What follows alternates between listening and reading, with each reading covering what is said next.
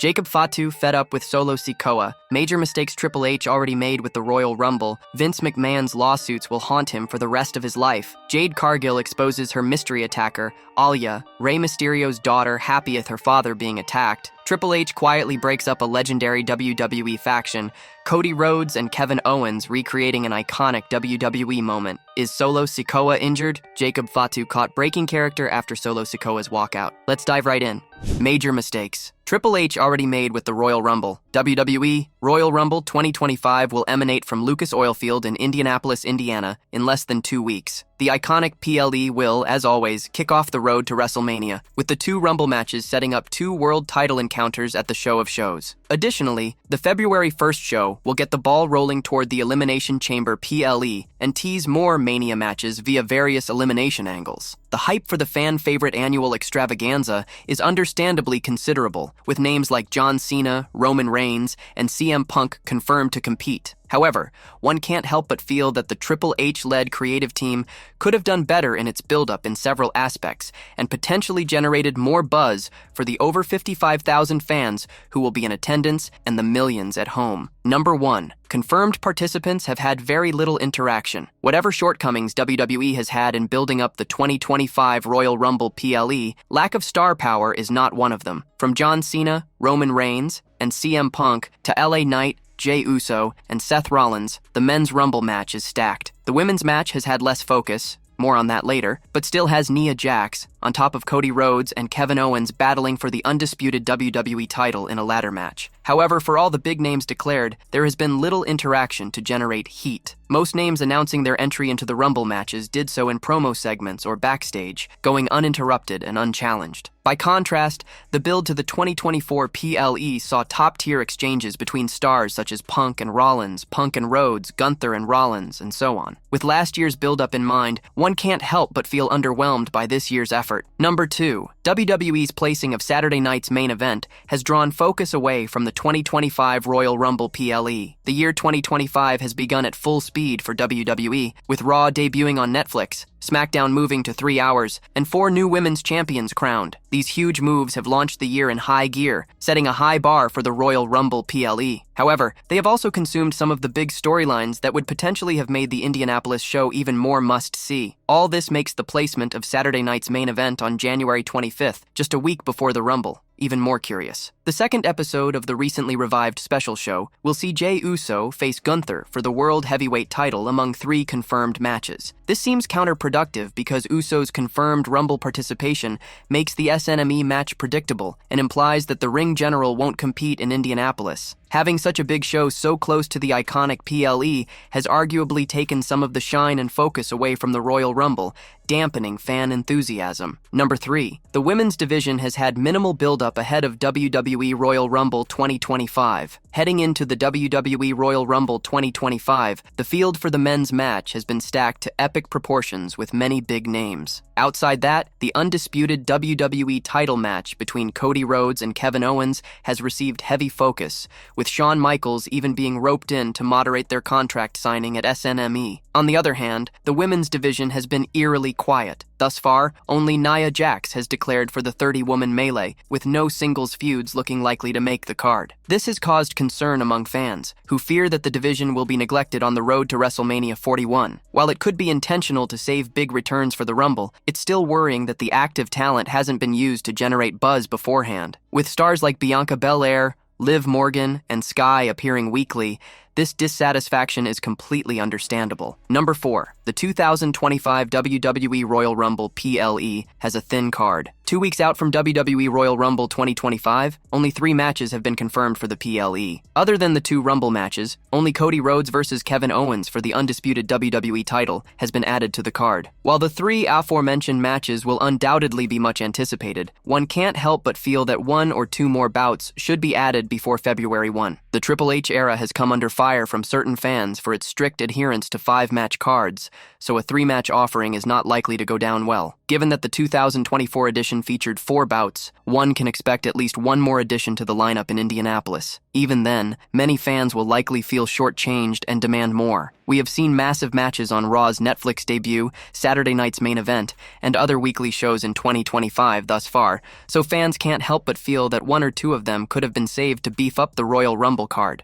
Vince McMahon's lawsuits will haunt him for the rest of his life. The former WWE CEO and chairman was embroiled in legal issues after a lawsuit from former employee Janelle Grant. Mr. McMahon recently issued a statement on X, claiming his ongoing case was closed. He claimed that the allegations against him were misguided, and that the issues were about minor accounting errors during his time at the helm of WWE. Bill Apter and Teddy Long joined Mac Davis for this week's The Wrestling Time Machine podcast. Apter explained that Vince McMahon may have settled with the SEC, but the series of lawsuits has irreparably damaged his reputation. The veteran journalist felt these cases would also affect his ability to do business in the future. That part may be over, but the Janelle Grant thing is going to keep going on. I think both these things are going to haunt his reputation for the rest of his life, Bill said. After Vince McMahon's statement, further clarification was provided. Although McMahon did not accept or deny the hush money charges, the finding could still be used in the Janelle Grant case as evidence. It will be fascinating to see how this situation develops in the coming weeks, and whether the 79-year-old promoter returns to the entertainment business.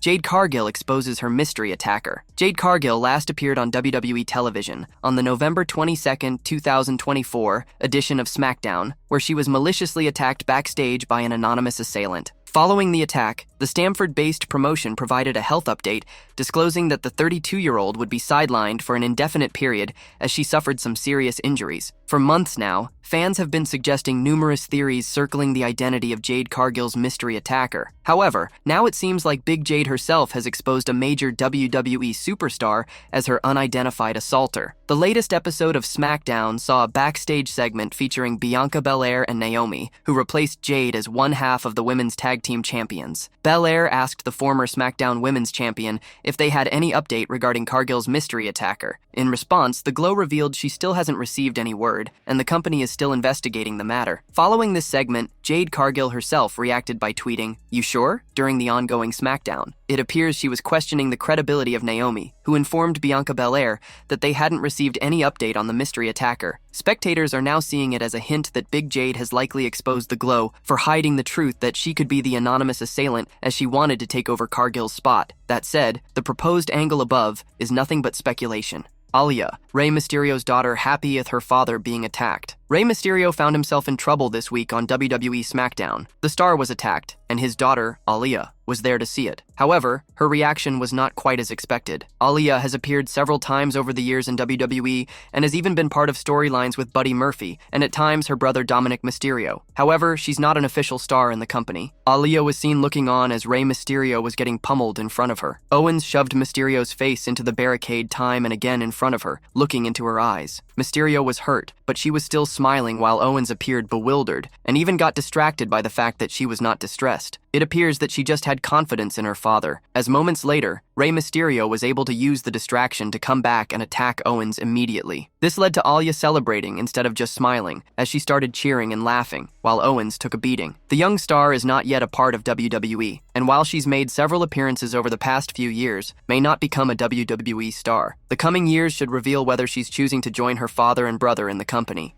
Triple H quietly breaks up a legendary WWE faction. Since taking over WWE's creative regime, Triple H has regularly made pivotal changes, be it repackaging superstars or introducing new factions. While some changes have been noticeable, others have unfolded discreetly. Given the recent situation, fans have been wondering whether the game quietly dismantled a prominent faction on Raw, Latino World Order. LWO's conspicuous absence from the Red Brand show has sparked widespread speculation among fans. Zelina Vega, Cruz del Toro, Joaquin Wilde, and Dragon Lee have all been noticeably missing from the show of late. It has been a while since the LWO stablemates have been spotted with Rey Mysterio, leaving fans wondering about the faction's status. However, Triple H has not broken up the Latino World Order. A major reason why the members of the group have not been seen together is due to a lack of creative plans for them. The company is seemingly struggling to book Rey Mysterio and co. in a faction versus faction feud on Monday Night Raw, and this creative dilemma may be the reason for their prolonged absence. the Master of 619 made a surprise appearance on the latest edition of SmackDown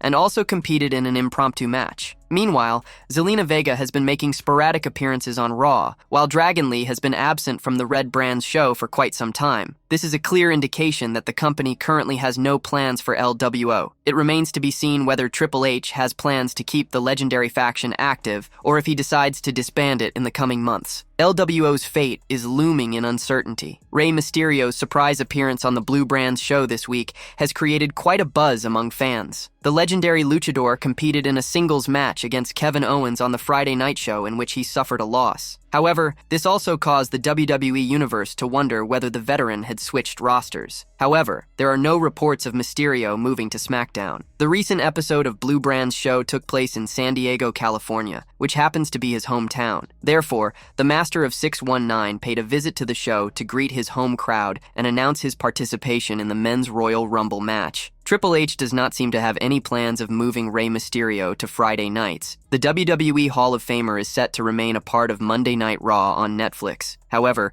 fans can certainly expect some inter-brand feuds involving Rey, as the brand split seemingly no longer holds any significance. Cody Rhodes and Kevin Owens recreating an iconic WWE moment. Cody Rhodes and Kevin Owens have been embroiled in a heated feud on SmackDown for the last 3 months. They will collide in a ladder match at Royal Rumble with the undisputed WWE Championship and the Winged Eagle Championship on the line. This week on SmackDown, Nick Aldis announced a major contract signing for next week at Saturday night's main event. There is a possibility that Rhodes and Owens could recreate an iconic WWE moment during their contract signing, a moment which witnessed one of the greatest storylines. On the December 9th, 2013 episode of Raw, Randy Orton and John Cena were involved in a similar segment ahead of their WWE Championship and World Heavyweight Championship Unification TLC match. The ring was surrounded by WWE superstars and legends, including Triple H, The Miz, Daniel Bryan, Shawn Michaels, and others. With the titles partially hooked above the ring, both Cena and Orton had a heated promo war in the ring,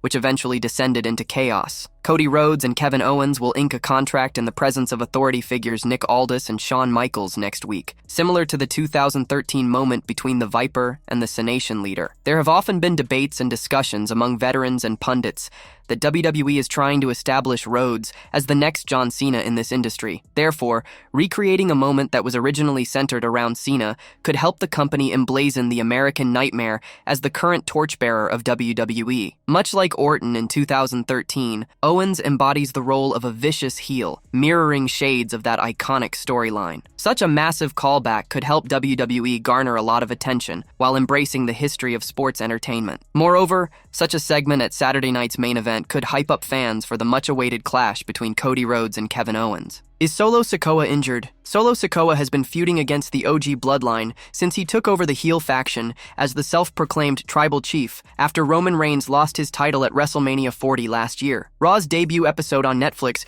is now in the WWE history books as where, after overcoming all the odds, the OTC sealed a historic win over Solo and regained his Aalyah Fala. After the devastating loss, fans have now caught on to a crucial hint that might affect the Street Champion in the coming months. Tonight's edition of SmackDown marked the first appearance of Solo Sikoa on television since losing Aalyah Fala to Roman Reigns on January 6th. Tama Tonga and Jacob Fatu interrupted Jimmy Uso and Carmelo Hayes' match and wreaked havoc by attacking both men. After the attack, Sikoa came out to the ring and picked up the microphone. However, before he could begin to speak, fans began booing him. As a result, the Street Champion decided to leave the arena without saying anything. Some eagle-eyed fans, however, have discovered something important from Solo Sikoa's segment, which might affect his presence in the coming weeks. The fans noticed that Solo appeared to have a dislocated nose, which could explain why he walked out of the arena and may miss TV appearances for some time till he recovers. However, there had been no reports previously that Solo Sikoa had sustained an injury after his high-stakes match against Roman Reigns at Raw's debut on Netflix. Jacob Fatu caught breaking character after Solo Sikoa's walkout. Ever since Solo Sikoa lost the Aalyah Fala to Roman Reigns at Raw's debut show on Netflix, Jacob Fatu and Tama Tonga have been wreaking havoc on SmackDown and confronting multiple stars. Sikoa made his first TV appearance since losing the Tribal Combat match tonight, following an attack by Fatu and Tonga on Jimmy Uso and Carmelo Hayes, who were competing in a singles bout. However, due to fans booing him, he left the arena without saying a word. Following Solo leaving the arena due to fans being disrespectful, Jacob Fatu lashed out at the fans and warned the entire SmackDown roster that he was just getting started. LA Knight then rushed out from behind and launched an attack on Fatu and Tonga. However, he was soon outnumbered by the members of the New Bloodline. In a shocking moment, Braun Strowman came out for the save and had a monstrous face-off with Jacob Fatu after taking out Tama Tonga and was ready for a war. However, before things could escalate further, Tonga pulled the Samoan werewolf out of the ring, and they walked out of the ring. A fan video that's now going viral on social media showed Jacob breaking character as he left the ring. As Jacob Fatu was exiting on the ramp, he took off the tank top that he was wearing and gave it to a fan, breaking his heel character and being nice to the fan after Solo Sikoa left the show abruptly without uttering a word. Jacob Fatu fed up with Solo Sikoa. This action from Sikoa sparked a confused reaction from Jacob Fatu, indicating that he might be unhappy with Sikoa's behavior. Afterward, the Samoan werewolf blamed the live crowd's negative reactions as the reason for Solo's silence. However, Jacob Fatu might probably attempt to take over the New Bloodline and bring Journey Fatu to WWE as a potential replacement for Solo Sikoa. For those who may not know, Journey Fatu is a real-life Bloodline member. The 28-year-old star is currently competing in independent wrestling promotions. Just a few months ago, Rikishi introduced Journey on his official Instagram account by posting a picture of him, sparking speculation about his WWE debut. The current scenario presents a great opportunity for Triple H to introduce Journey Fatu into the Bloodline saga. In a potential storyline, the Samoan werewolf could express his frustration over Solo Sikoa's actions and his loss to Roman Reigns, resulting in the loss of the Ulafala. Consequently, he could declare his takeover of the faction and introduce Journey Fatu as the replacement for the former Ulafala holder. This angle would not only sensibly incorporate the 320-pound real-life Bloodline member into the family drama, but also elevate Jacob Fatu by positioning him as the new leader of the faction. Overall, the upcoming episodes of SmackDown will be interesting to watch, especially after Solo Sikoa's silence this week.